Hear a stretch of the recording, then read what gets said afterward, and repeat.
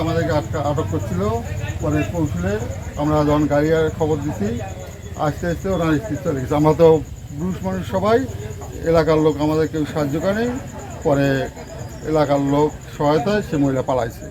এখন মহিলা আমরা আবার বাড়ির ভিতরে ভাই কত পিস পেলেন আর 50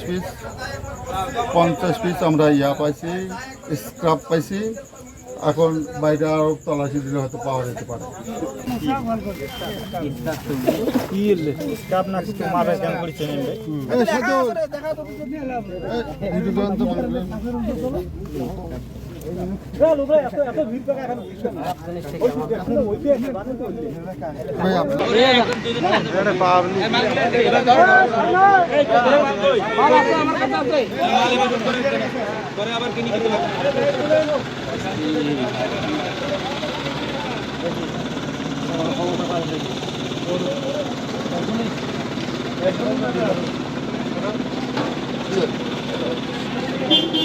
লঙ্গি বোধ হয় মহিলা পুলিশ তো